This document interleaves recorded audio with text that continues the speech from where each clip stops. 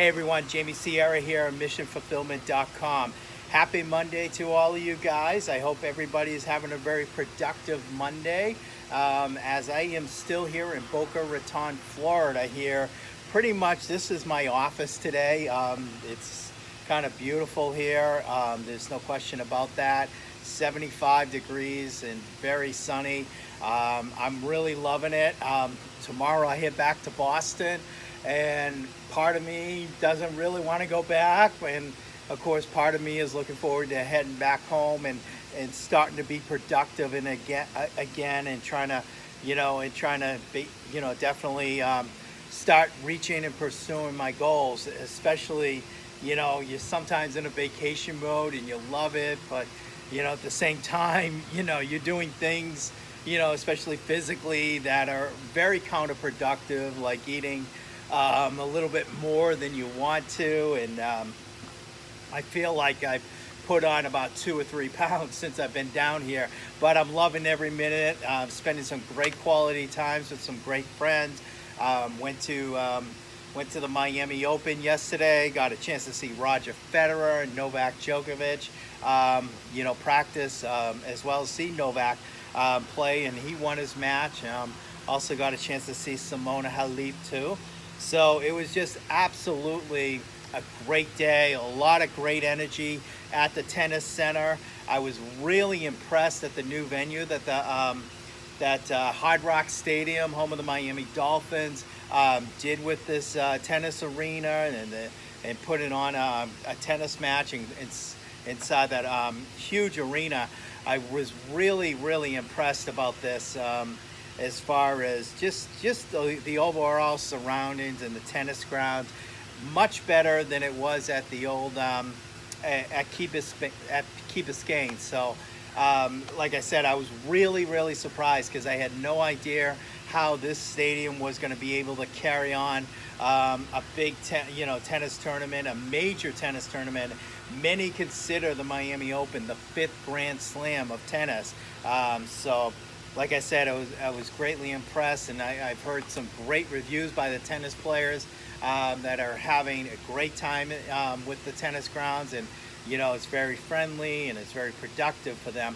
But I wanted to talk to you guys about being productive, especially those of us in our community here in the higher conscious community, those who are entrepreneurs, those who are have a side hustle, or whether their business, their businesses are online marketing, online mastermind, and all of us are part of a huge mastermind group. And the thing is, what we always want to do is we want to make sure that we're spending our time wisely.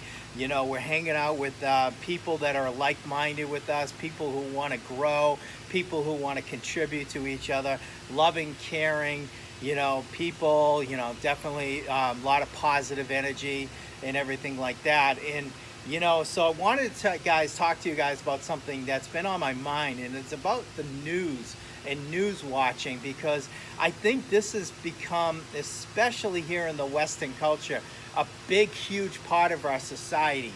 It's everywhere, especially with the generation we're in, with all the digital technology that we have now, as far as iPhones, Samsung Galaxy phones, tablets, everything. We got news right at our disposal now, and it's so quick and easy to get everything, and we're updated right away. Like at the tennis match yesterday, I found out that my favorite football team, the New England Patriots, their tight end Rob Gronkowski retired, and it was just so quick how the news just came about, and how quickly it was on social media and everything.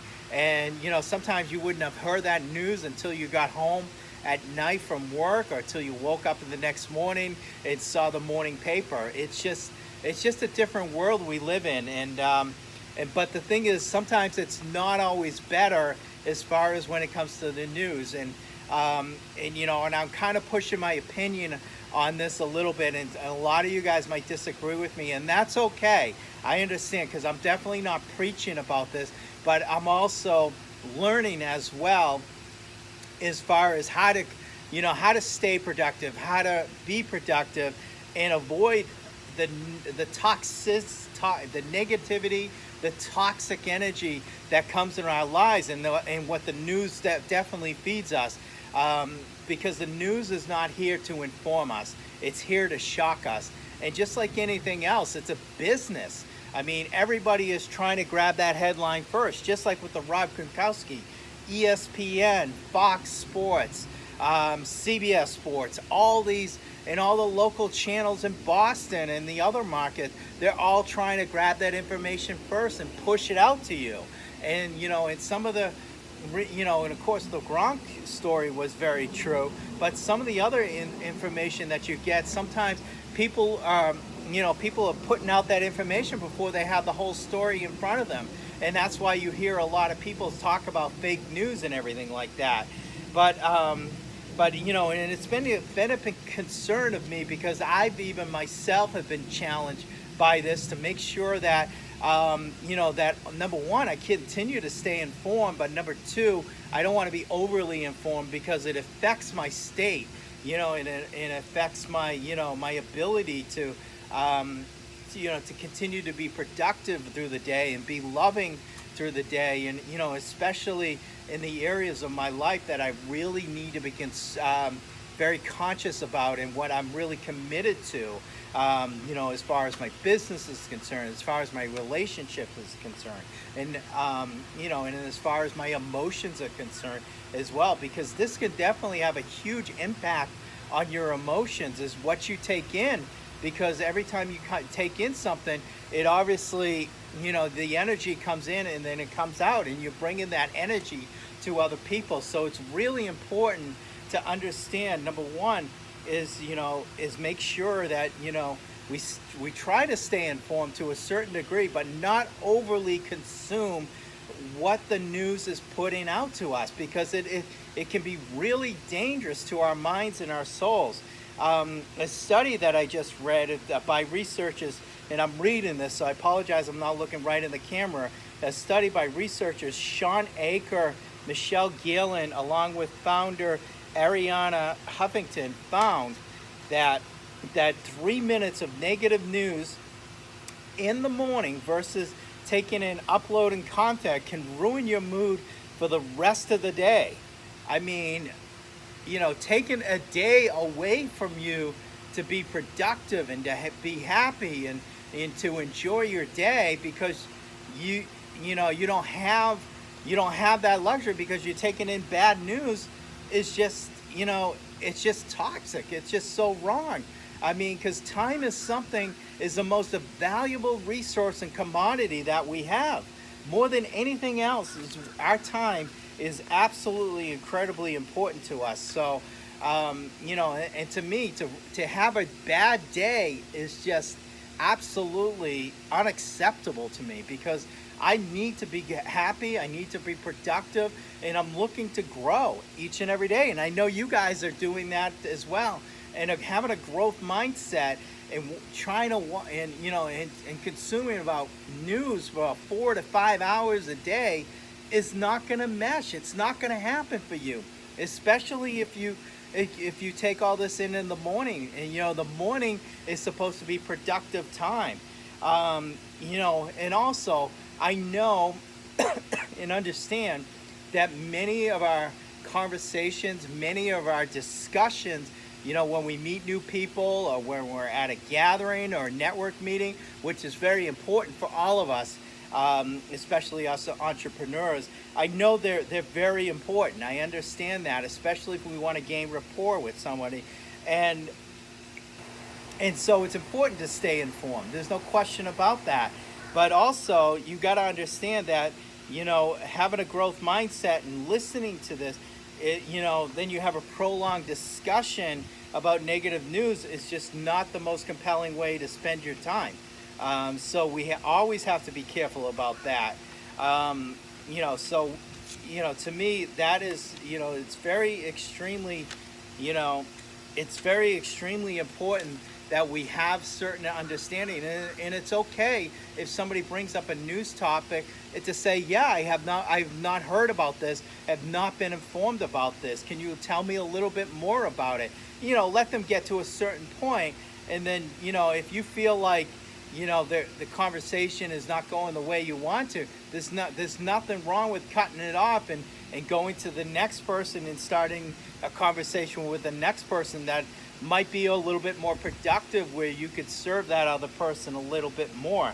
But I have and like I said, I know it's really important to to have that. And so I know that we have to, like I said, consume content as far as news is concerned, but also understand that we can't overconsume this. So here's a list that I put together that I've actually been practicing, and I've actually found great results with this as far as balancing my life and balancing my interactions with people and everything, as far as is consuming content for the news. And here's the list that I come. Number one, pick a time of day to catch up with all the news. And my suggestion is maybe sometime in the afternoon during lunchtime, maybe sometime early evening. If you're taking public transportation, you can definitely do it on the commute ride home, or do it when you get home before dinner, before everything kind of gets crazy, or after dinner. So pick a time to catch up with the headlines. Use a headline ticker. What I'd suggest first and foremost is check your local channel. Every local news now has their own website. Here in Boston, I know that's the same. WBZ, Channel 4, or Channel 7, or Channel 5, or 25. Those are our locals here in Boston. And just keep a ticker on them. Read what you feel like you need to read. Obviously, it's going to have the weather and the sports that will definitely get you caught up on. So it's always important. To me, it's a little bit more important to catch up with local news as far as national news is concerned. If local news is not enough, obviously choose a national news outlet. You could, there's nothing wrong with turning on, the national news, cable news for a little bit.